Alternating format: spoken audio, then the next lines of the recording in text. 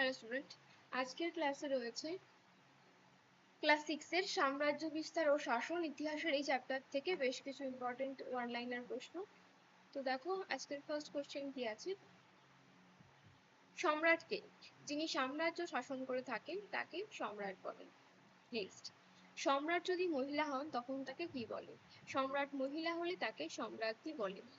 3 number প্রশ্ন, Alexander কবে ভারত আক্রমণ করেন? 326 খ্রিস্টপূর্বাব্দে আলেকজান্ডার ভারত আক্রমণ করেন। নেক্সট, 4 নাম্বার প্রশ্ন, নন্দ বংশের শেষ রাজা কে ছিলেন? অ্যান্সার হবে ধননন্দ, যিনি নন্দ বংশের শেষ রাজা ছিলেন। 5 নাম্বার প্রশ্ন, আলেকজান্ডারের সেনাপতি কে ছিলেন?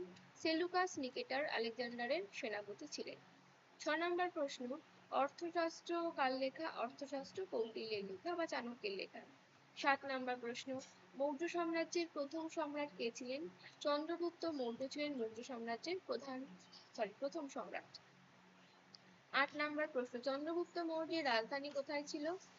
চন্দ্রগুপ্ত মৌর্যের রাজধানী ছিল পাটলিপুত্রতে। চন্দ্রগুপ্ত মৌর্যের রাজধানী ছিল পাটলিপুত্রে।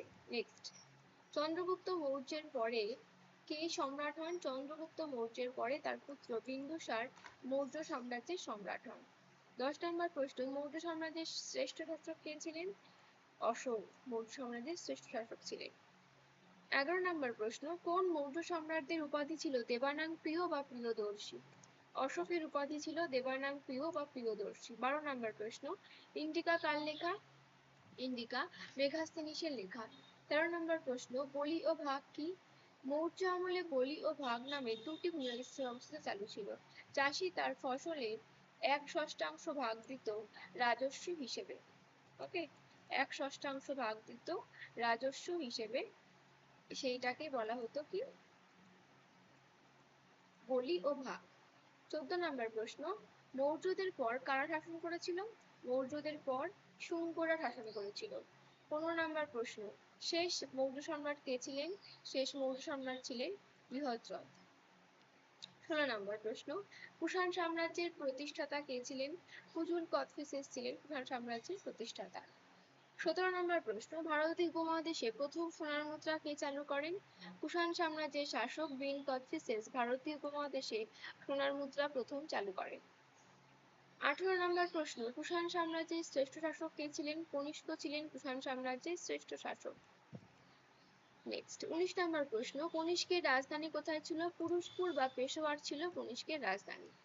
20 নম্বর প্রশ্ন, কোন বছর শকাব্দ চালু হয়? 78 খ্রিস্টাব্দে শকাব্দ চালু হয়। 21 নম্বর প্রশ্ন, সিইউকি গ্রন্থটি কার লেখা? চীনা বৌদ্ধ ভিক্ষুক সুয়াং জাং এর লেখা সিইউকি। 22 নম্বর প্রশ্ন, হর্ষবর্ধন কবে সিংহাসনে বসেন? 606 খ্রিস্টাব্দে হর্ষবর্ধন সিংহাসনে বসেন। 23 নম্বর প্রশ্ন, সকলোত্তর পথনাথ কার উপাধি? হর্ষবর্ধনের উপাধি ছিল সকলোত্তর পথনাথ। 24 নম্বর প্রশ্ন, সকলোত্তর পথনাথ কথাটির অর্থ কি? উত্তর ভারতের সমস্ত পথের প্রভু। নেক্সট, 35 নম্বর প্রশ্ন, এটা 25 নাম্বার হবে। শিলাদিত্য উপাধি কে নিয়েছিলেন? হর্ষবর্ধন শিলাদিত্য উপাধি নিয়েছিলেন। 36 নম্বর প্রশ্ন, হর্ষবর্ধনের সভাকবি কে ছিলেন?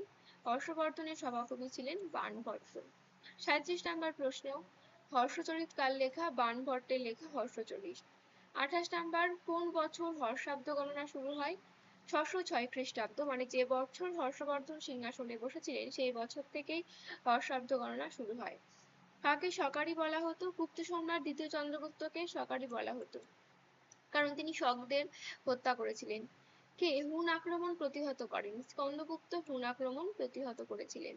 নেক্সট, মহাক্ষত্রপ উপাধি কে নিয়েছিলেন? মহাক্ষত্রপ উপাধি নিয়েছিলেন রাজা রুদ্রদামন। নেক্সট, সাতবাহন বংশের প্রথম শাসক কে ছিলেন? সাতবাহন বংশের প্রথম শাসক ছিলেন শিমুখ।